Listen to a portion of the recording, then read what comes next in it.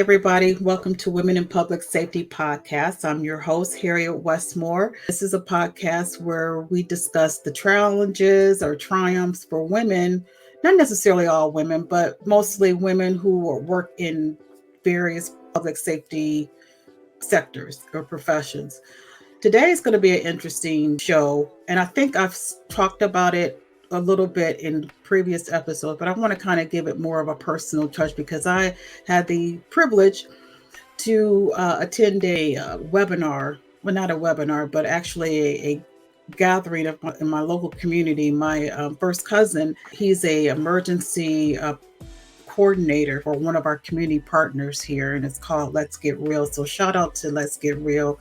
It's one of our drug and alcohol community partners in the city that I am. But he had a seminar on last Saturday and talking about addictions, various types of drug addictions, drug abuse, alcohol abuse, and addictions, and how we as either a family member or another social service agency or other agencies such as law enforcement, how we can help these populations. And I know I have to learn how to use certain terminology now because they're trying to take away the stigma of being a substance abuse, taking that out of the terminology. So I have to be careful. And I asked during the session about how we as public safety officers, how can we respond and how can we better help our offenders who are on our caseload who are dealing with drug addictions. Correct terminology is a substance use disorder because, their drug and alcohol addictions is a disease. And so rather than saying substance abuse, it's substance use disorder. It's a disorder. As I was saying, I asked the question about how we can better serve our clientele, our offenders, as me as a parole officer, or even as a family member who have a person who knows a person or has a family member or a friend that are going through the struggle of addiction, whether it's drug or alcohol. And I guess my frustration as a parole officer is that we put offenders into programming. That's part of their conditions of supervision, is to be placed in various type of program that can help them in recovery. Sometimes it works and sometimes it doesn't. And I guess the simple answer is they have to want it. They can go through the programming and everything if it's court ordered. They can do everything if it's court ordered, but if they don't really want it in their hearts, if they're not ready to go through their journey of recovery, then there's nothing that none of us can do. Includes family members. We see our loved ones that are struggling with substance use. My cousin said, you give them the tools and the resources, you talk to them about it, but if they're not willing to make that step to get the help that they need, then there's nothing you can do. It's sad to say, they're going to have to want help. And, there were some instances and some of the things that we learned that you don't want to wait till they hit rock bottom. You want to try to do an intervention before it gets to that point. But again, it's up to them whether they receive that intervention or not. I can tell you stories. I had a couple of offenders on my caseload that ultimately they overdosed and they died. I got a phone call about one in particular that he was doing what he was supposed to do. See, they know how to do what they need to do, be compliant, to meet that minimum compliancy of their conditions. And apparently he was still using, but he knew how to do it without me really noticing any changes. He would report what he was to do. He's supposed to do it. He did everything that I've asked him to do until I got a phone call that he overdosed and he sadly passed away.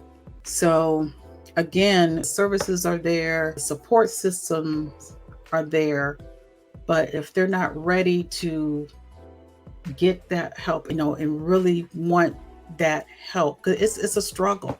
It didn't take overnight for them to become an addict. and it's not going to, take overnight to be recovered. It's an ongoing process. It's something that we as, first responders and family and friends, we have to accept that. As a parent, you don't want to see your child out there. You want to do everything you can to help your kids, but for your kids, make that choice, make that conscious decision to keep going in the path that they're going, then all you can do is give them the support. Sometimes you have to do it at a distance.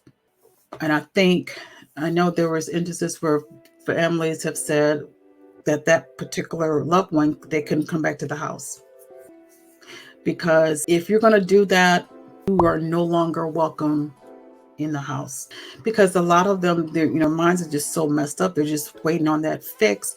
They'll steal, they'll do whatever they need to get that feed that addiction.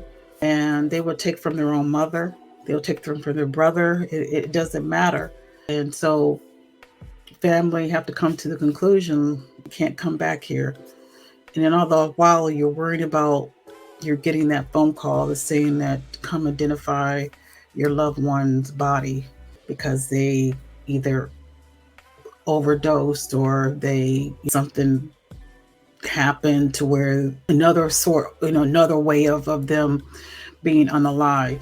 And that's a parent's worst fear of getting a phone call, rape phone call, saying that your child was found. When I was, during the class, they were talking about the changing of words that shows a little more compassion and humility. That's hard because was trained or taught or know that you just call people what they are. You're a crackhead.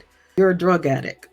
And I guess, what they're finding out through research and evidence-based studies, that being called that just reinforcing them they feel bad enough that they are living in this type of lifestyle, and then just, constantly calling them nothing but a crackhead or whatever, they're more inclined not to even get the help that they need because that's what the world viewed them as.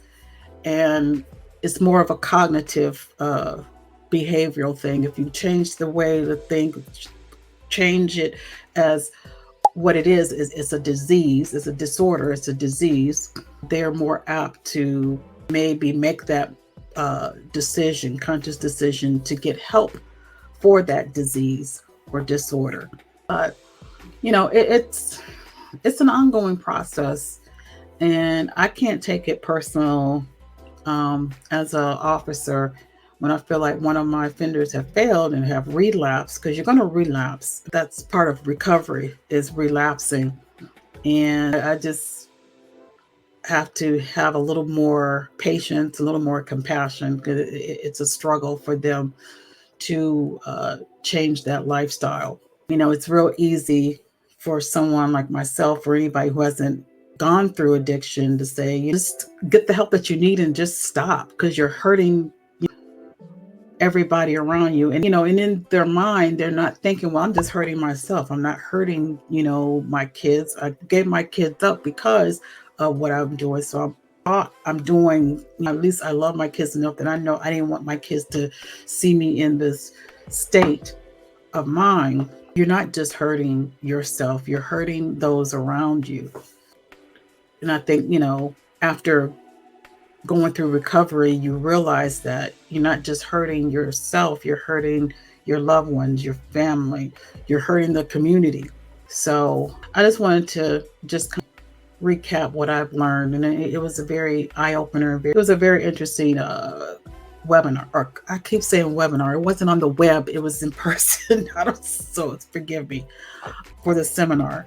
It just, it took the information and try to apply it in our professions when we are dealing with these folks in our jobs. It just all you can do is give them the resources and encourage them. And when they're ready to do it, they're going to do it. And if they're not ready to do it, well, in my profession, there's going to be a consequence. Either, a lot of people are saying, well, you're going back to jail, that's not going to help. That doesn't help. He needs help. Well, you get that opportunity to get the help before you go back to the prison. So we don't just automatically violate and then you automatically go back to prison. They recognize that, this is an addiction that needs to be taken care of in a different manner than just putting them back in jail. Of course, if the person committed another crime in the midst of relapsing, then that's another issue. But at the same time, you address the addiction, and so that's where the judge can order inpatient treatment if you're lucky enough to get that person into inpatient treatment.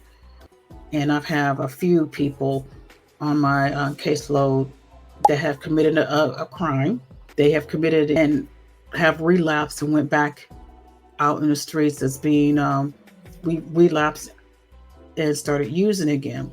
So they had an open case, but the case was settled. So now they're in treatment. So, I mean, it does go hand in hand, but you tackle one before you can tackle the other, or simultaneously.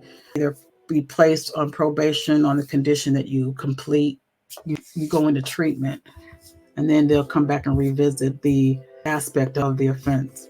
But I want to hear your thoughts. I want to hear if you have stories or feedback or comments about addiction, drug addictions, and how we as society, can help and be supportive for those who are in recovery.